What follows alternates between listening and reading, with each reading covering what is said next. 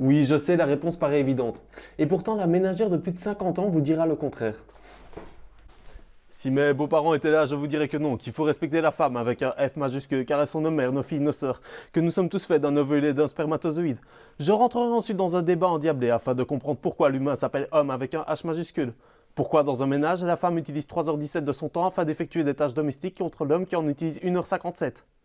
Pourquoi, sur un salaire net mensuel, la femme gagne 452 € de moins que l'homme? Pourquoi l'homme gagne 22,6% de plus que la femme pour exactement le même travail?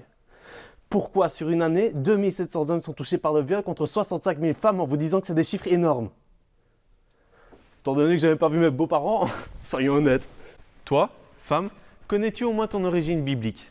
Imaginons que je sois debout, devant vous, seul, entièrement nu.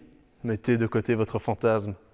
Dieu descend sur terre, me voit seul et décide de combler ce vide en me donnant toutes les bêtes du champ ainsi que tous les oiseaux du ciel.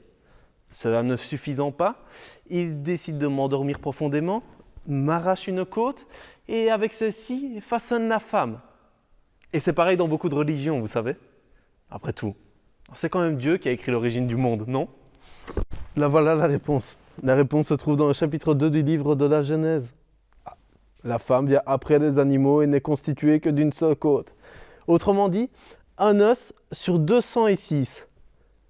Alors mesdames, estimez-vous heureuse qu'on vous ait accordé le droit de vote et que vous ayez seulement 22,6% en moins que les hommes sur un salaire net mensuel.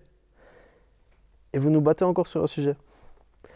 65 000 femmes, ça fait 62 300 personnes en plus que les hommes. Et malgré ça, vous continuez à vous battre. Il y en a même qui se présentent au pouvoir. Vous imaginez dans quel délire on est actuellement? Alors, heureusement pour nous, on a encore des hommes et des vrais pour défendre nos valeurs. François Fillon, la France n'est pas un pays à prendre comme une femme. Babula Gaur, député indien, le viol. Parfois injuste, parfois légitime. Jacques Chirac, en parlant de Margaret Thatcher. Qu'est-ce qu'elle me veut, cette ménagère? Mes couilles sur un plateau? Julie Graziani, quand on a une femme sans travail, faut peut-être pas divorcer. Marine Le Pen, oh, le progrès pour une femme, c'est de rester à la maison.